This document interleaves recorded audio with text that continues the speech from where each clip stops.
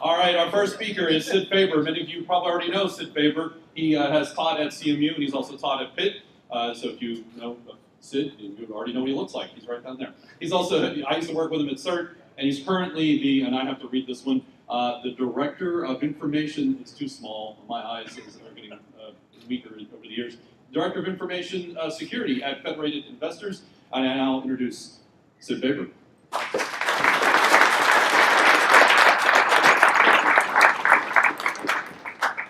Thank you.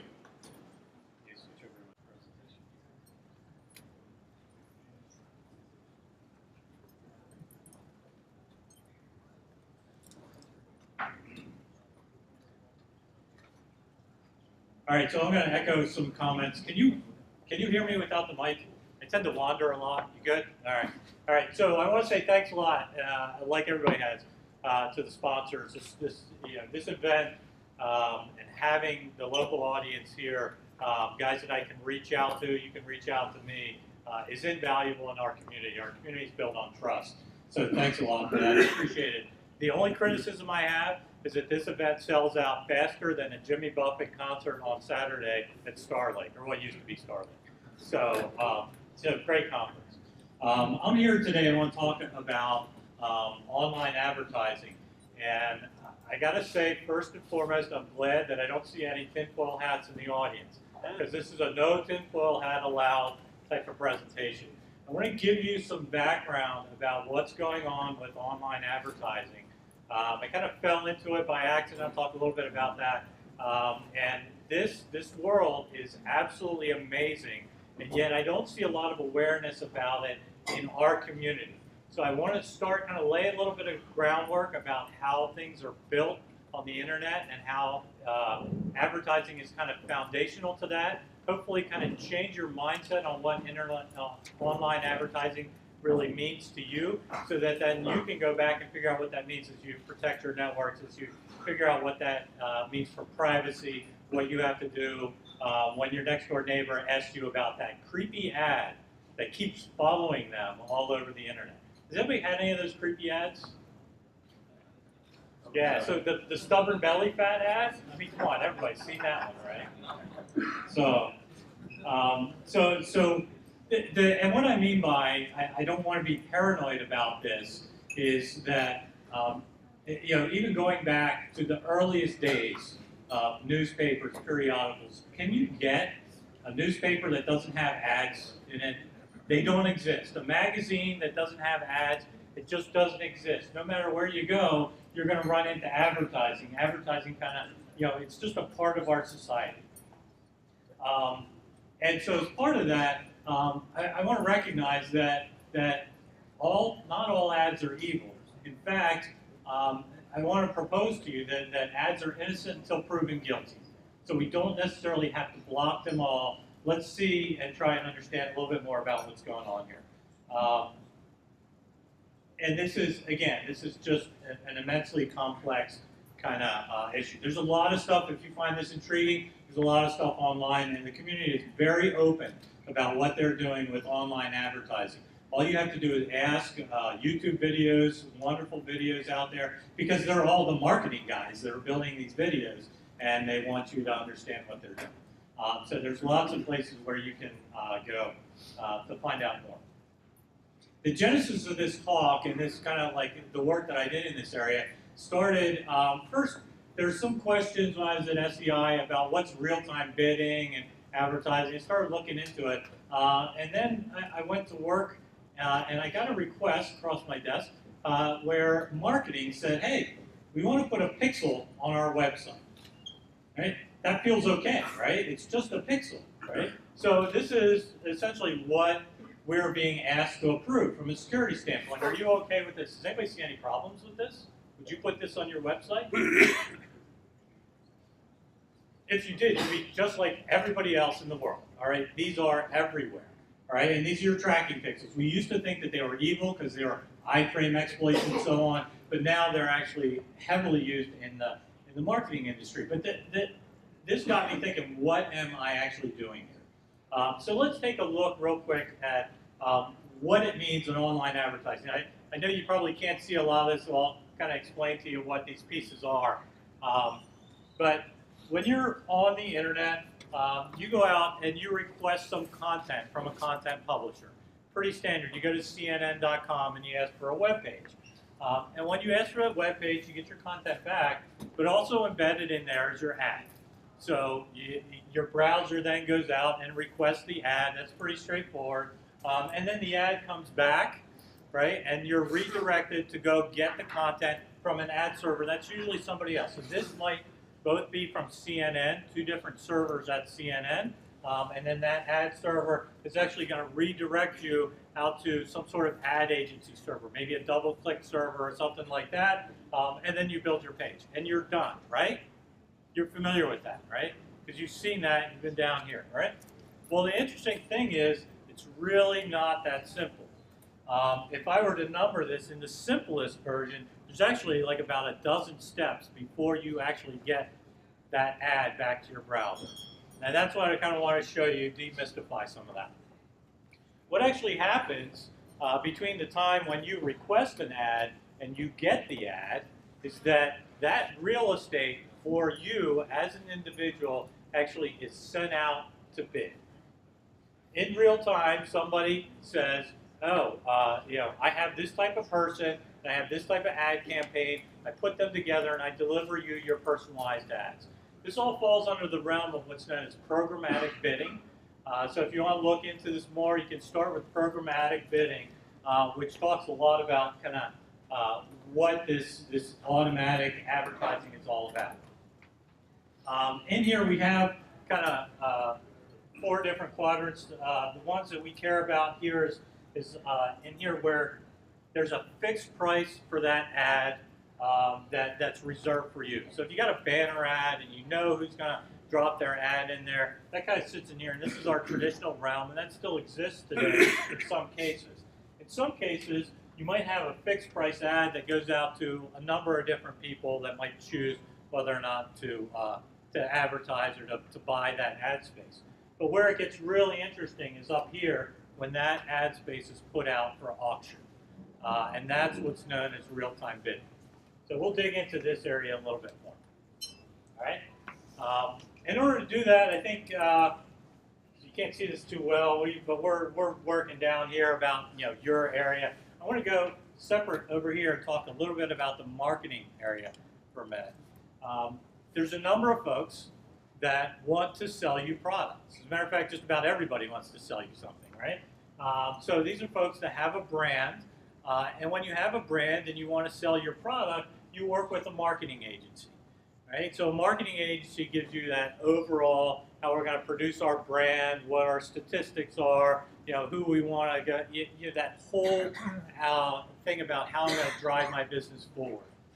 You may choose, if you have a brand, you may choose to go directly to an ad agency that just says, I want to advertise my brand, or you may do a whole marketing campaign.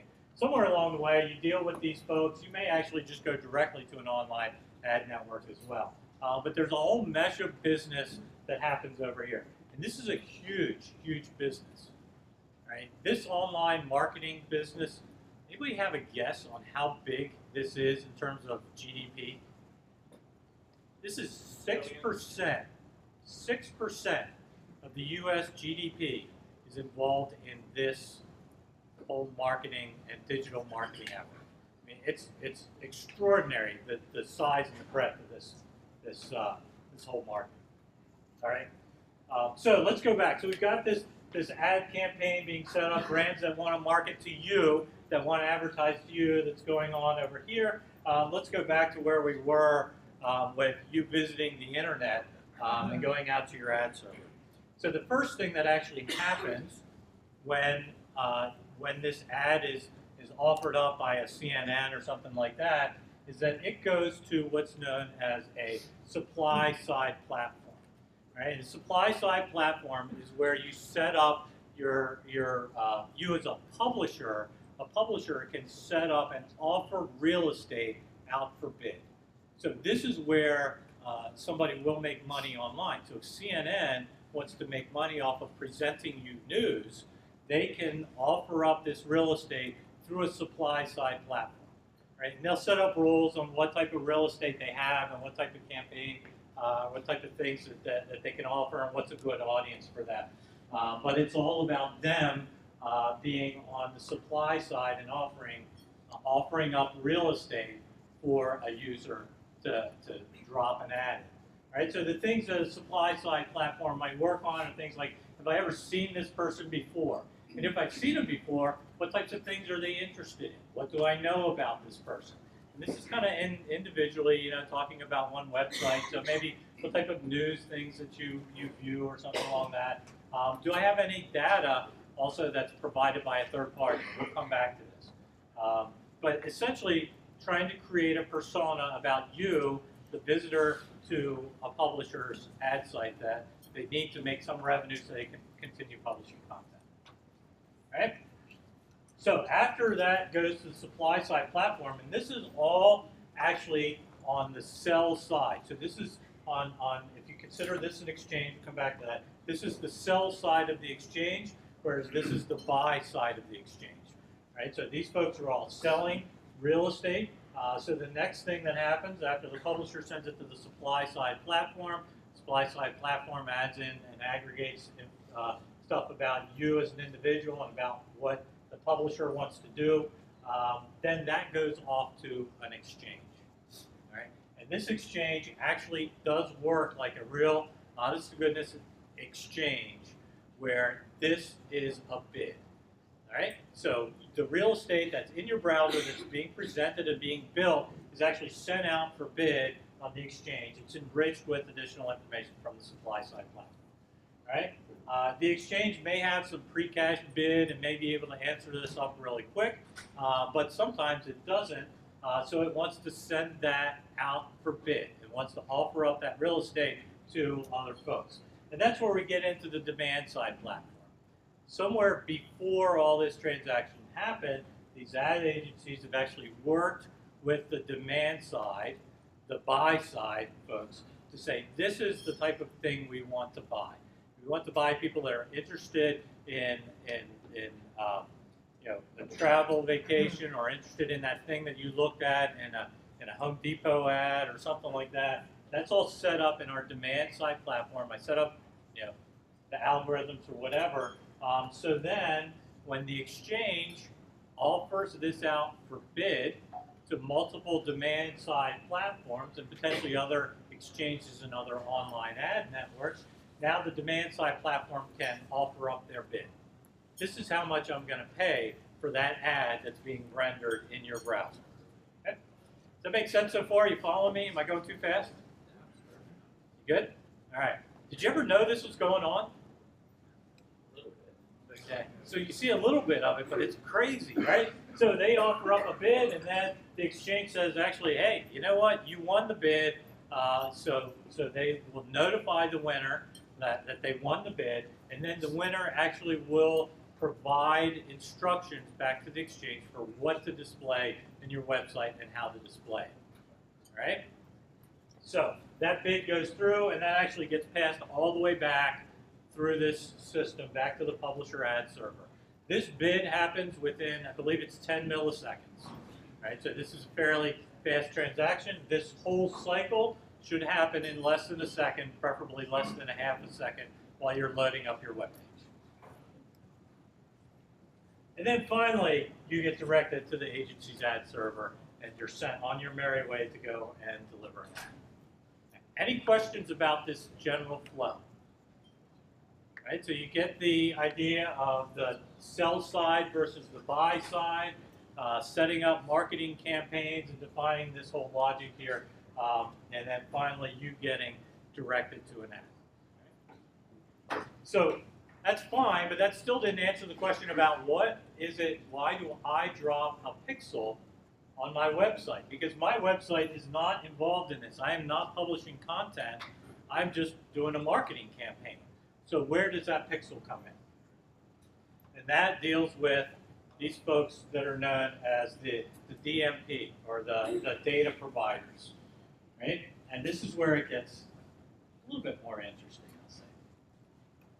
So in the data management platform, the purpose of the data management platform is to coordinate across multiple sites, across multiple days and to kind of understand a little bit more about you so that I can actually target things that you're interested in. So again, this is our flow here, right? And the question is, why did this guy actually win that bid? So we understood about the technology that kind of put this all in place, but why did he actually win that bid?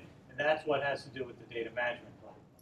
Data management platform actually deals with marketing agencies, ad agencies on the buy side, and then on the sell side, they also work with publishers, publisher content servers to get information about the visitors, right? And then link all that information together.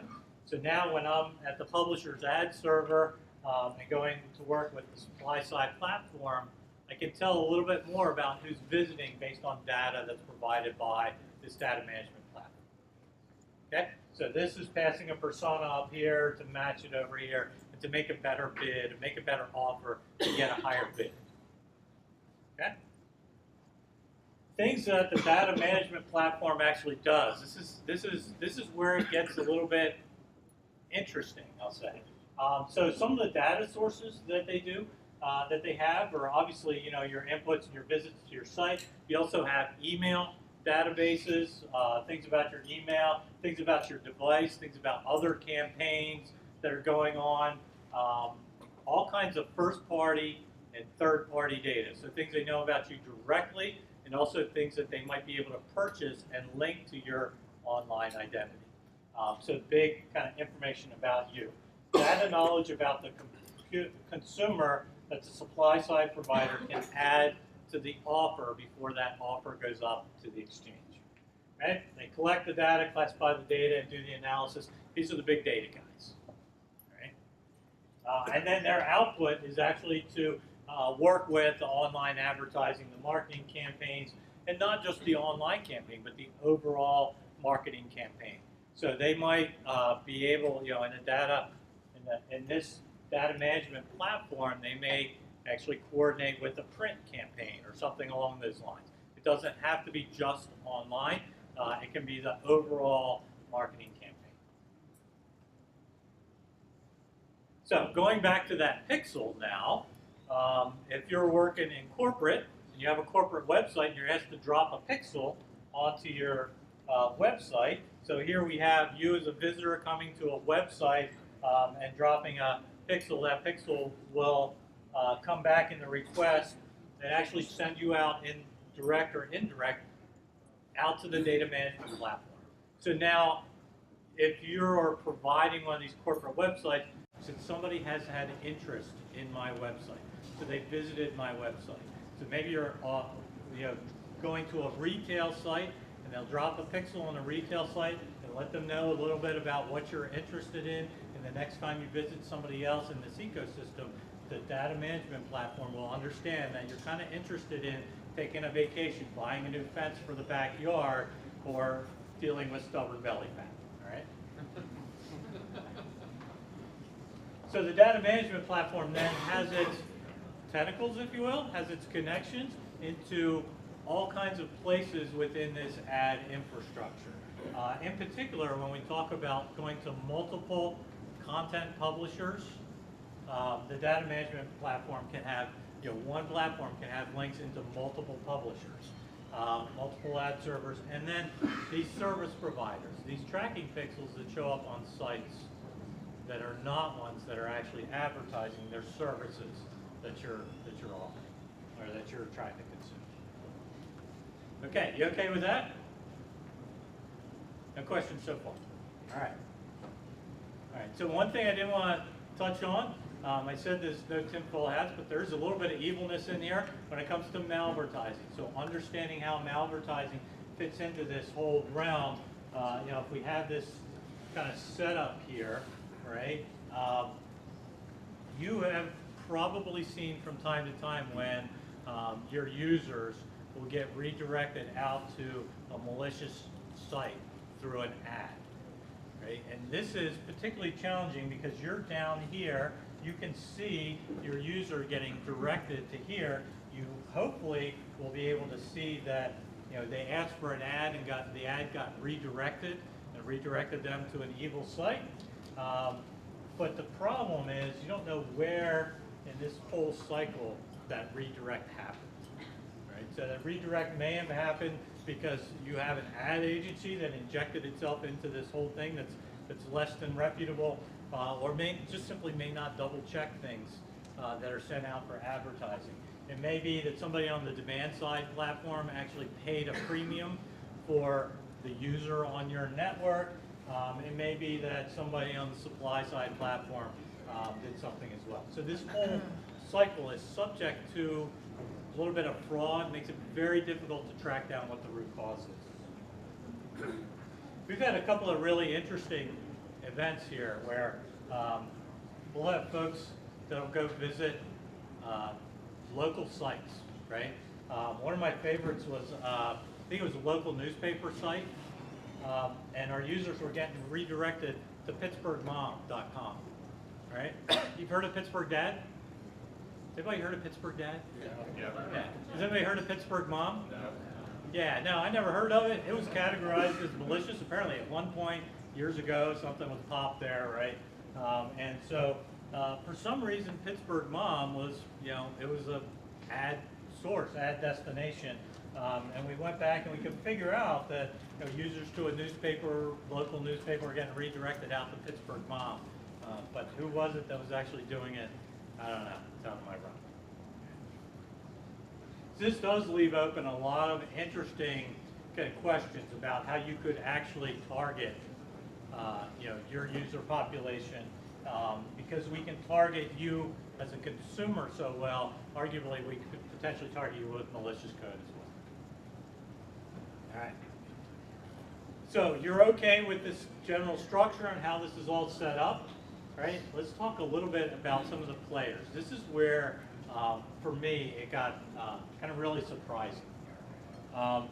First of all, publishers, right? Content publishers. Do you recognize these? Yes. Okay.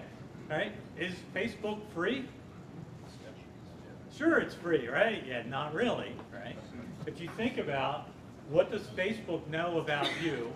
Well, not you guys, because you guys are security conscious. But what does Facebook know about your kids and your parents, right? And then put that into the data management platform, right?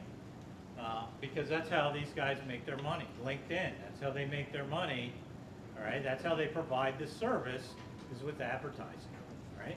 It's just like subsidizing your newspaper. You have to get an ad in your newspaper in order for your newspaper to cost what it costs, so it's part of the cost model. All right? But it's not just that, right? Let's just share with everybody, all right? And if you think about it, like all these social media sites, they're all tags, and you have the share this tag embedded all over the internet, right? And that actually does a phone home to these content providers, which puts you in the mix. So now, when you're visiting a site that has a share this ad, and if there's some knowledge that it's you that's visiting, there's an interesting kind of potential mix there, right? So that's from the publisher side. Just walking through, there's a number of different kind of faces around here. So, for instance, you'll see a lot of this in this industry where on the SupplySide platform, Facebook does not have its own SupplySide platform, but they bought LiveRail. And LiveRail is a significant player in the space. All right, so, and you see a lot of these publishers down here that are making a lot of money that acquire different parts of this whole ecosystem. It's also interesting, these ad exchanges, AppNexus is a large one, OpenX is one, but also Microsoft operates an ad exchange. Right? We know Microsoft, right? And you'll see a lot of this where you have firms that play on all sides of this ecosystem, both on the demand side and the supply side. Usually they should be separated out to make the bid fair, but yeah, you have players on all sides. This one you might find interesting as well. Who owns DoubleClick? What was that? Yeah, Google, right?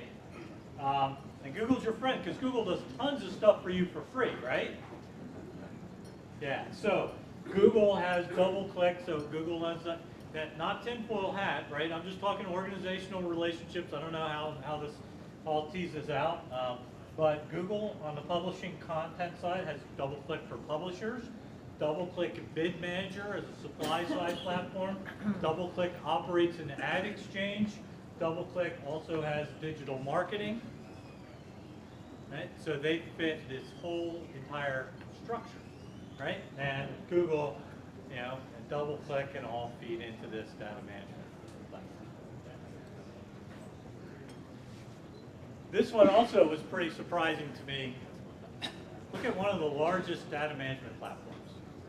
Right? I don't think of Salesforce as being in the online advertising business, right? But they actually are one of the large data management platforms, along with Adobe, right? Along with Oracle.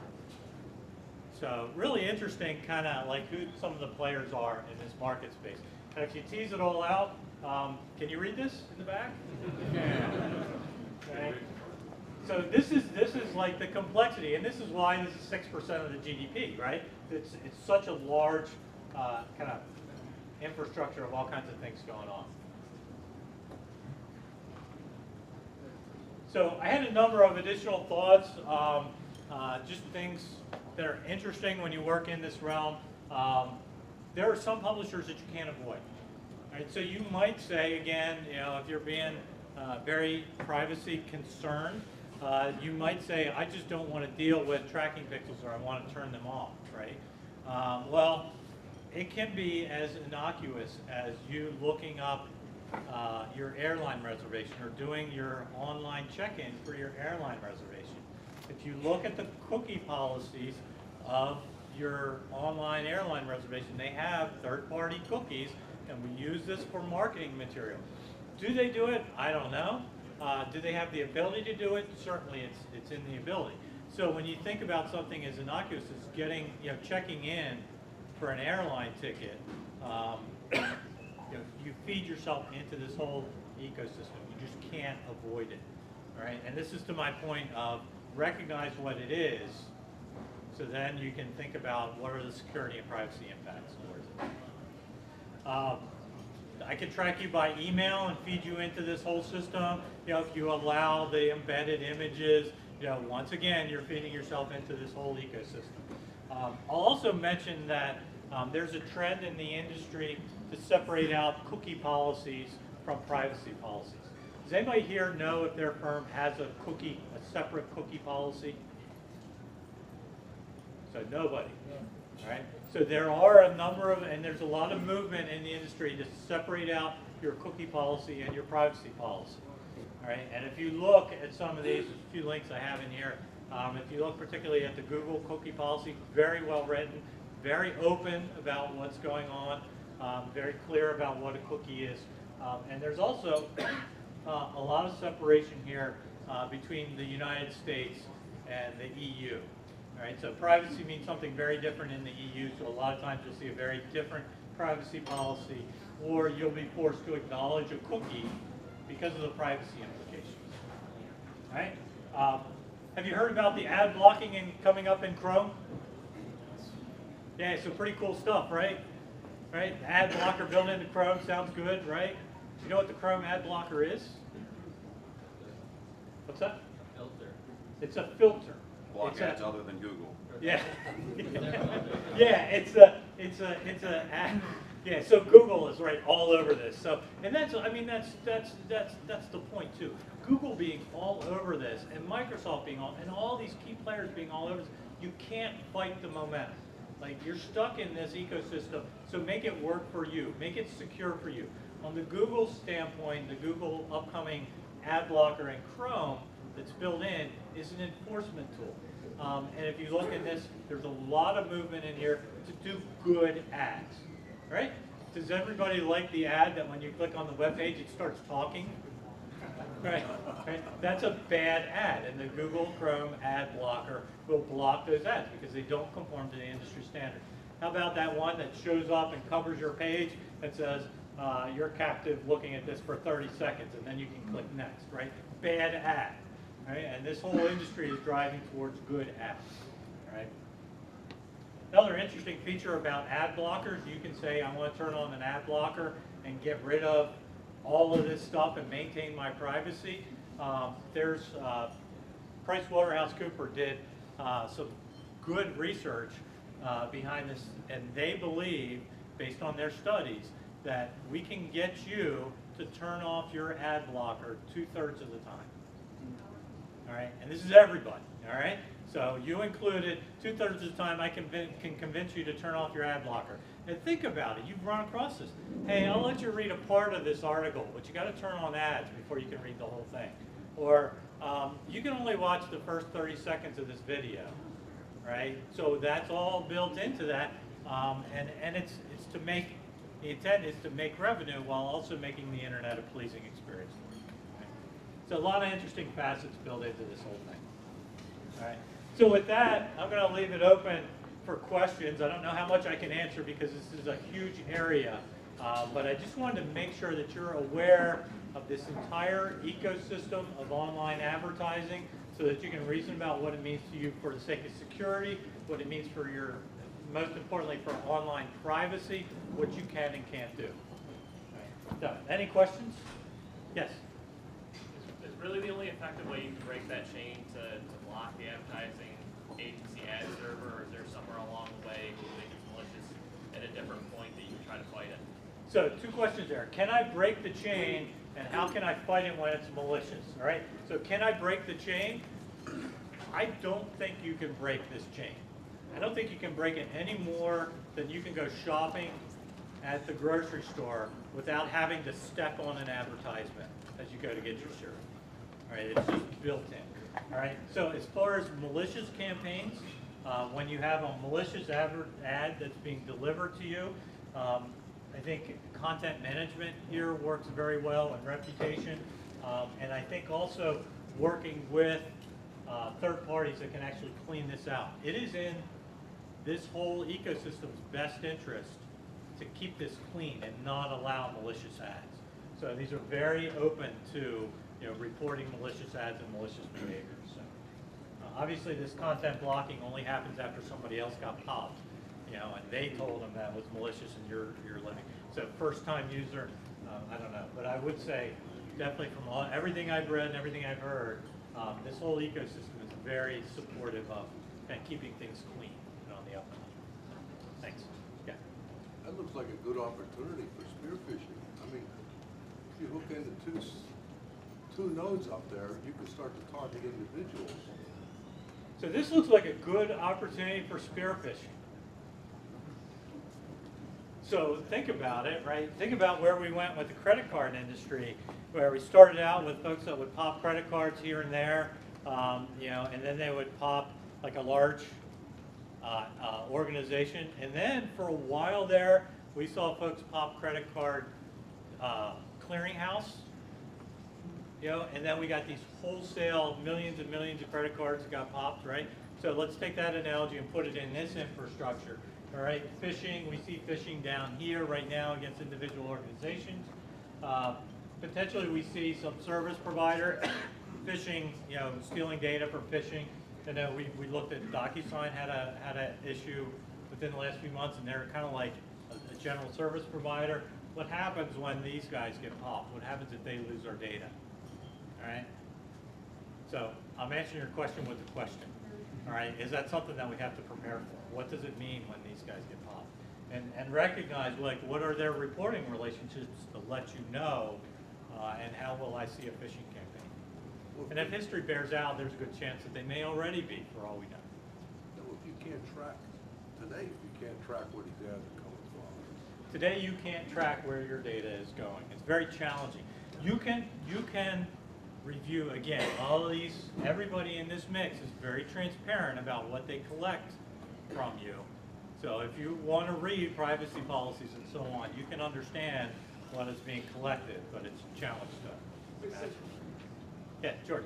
So I see a business opportunity here for a web browser that'll do blacklisting and false flag type operations, and I know that there's some things out there like Brave and some other browsers that are supposed to be, privacy enhancing. Do you think that that's a good business idea? So George's question, looks like there's a business opportunity here, right?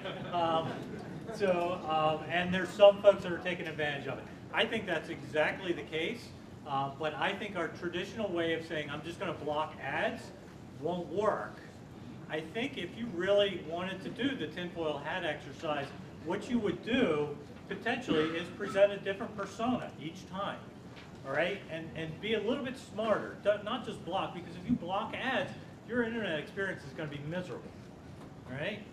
But if you can do something slightly different, maybe I don't know. I think there's something else here. I think just simply go, no go on ads is pretty much not going to work because these guys are smart enough that they're working around and they can convince you to turn ads on. But to do something different, like maybe George has 100 different personas in his browser, all right? And then privacy isn't so much of a concern because it's really not you. It's kind of, your doppelgangers. So. Any other questions? Yes. So yeah. how do ISPs selling data about their users fit into all this? So how do ISPs selling data about their users fit into all this? That's a great question. That's related to the recent change by the administration that allows ISPs to kind of get into this mix. I don't know. All right. I think it's kind of scary. Actually, in putting this together, I worked a lot with our marketing group. Non-technical folks, purely digital marketing group, who on one hand really love this infrastructure because they can really target their advertising and make very effective advertising decisions. And on the other hand, they are the people that always surf the internet with private mode on, turn off all their cookies, delete it, because it's just plain creepy, all right? They're the people that first told me about the administration change about ISPs being able to sell advertising data. So if you think about it, and again, to my point of not being able to separate yourself, if your ISP now sells or allow or shares some information into this infrastructure about your address, about where you're coming from, that feels a little bit more creepy. And marketing even told me that, yeah, that feels kind of creepy, right? And that's very different from how it's handled in Europe as well. I think it may be because we just aren't paying as much attention to it. So, what was my point of talking to you today? Yes, question. So you said that you can't really break the chain of running tools like on data centers that make DNS unravelable or stuff like you want. So I said, I kind of stated the premise that you really can't break this. Question is, can't you run some tools that actually block ads and so on? We actually work a lot of this. I like to think that with our, so at a corporate level, we do content management. I think most firms do that nowadays to prevent content. And you can use your corporate content management to block ads. That's a specific category. We actually have a lot of business problems when we block ads. There's a lot of legitimate content that people want to do research on that they can't get to when we block them at the corporate level. So although you can turn off a lot of this at the corporate level, then you're also going to impact their ability to get to published content. So that's the challenge, that's the push-pull that happens there. Can you do it? Yeah. Do you want to do it at home? Potentially you could, all right? But you're not going to get as rich a content because that's what's supporting this whole ecosystem. Yes, question? It sounds like if you wanted to effectively block it, you would almost have to go directly to the source of the revenue, which is the data management platform. Without that, the ads are a lot less effective. So it feels like in order to do this, you should go to the data management platform. Yeah, maybe. Good luck, right? And again, this is a whole huge monetary ecosystem. This is advertising. But you wouldn't have to necessarily take it down. What you'd have to do is make it less effective. Make it less effective, and that's what maybe there's a new improved ad blocker that lives down there that makes that less effective for us. but not for others, something along those lines. Yeah, interesting challenge, and I don't have solutions for this. All right, I just want to make this evident to you. And also, I want to state that please don't take my statements as authoritative. Take them as informative. And take them away and do some looking into this area. Look at it from a privacy standpoint. Look at it from a security standpoint. Again, this is very, very transparent. Everybody's letting us know what they're doing. I think we're not paying a lot of attention to it. All right, so I'd encourage you to take a look at this and take it home and see if you can build a better ad blocker, build a better content management platform, build better privacy logic into the way that you present your users to the internet. All right, with that, I believe my time is up, so I unfortunately have to get back to the office. But thanks a lot.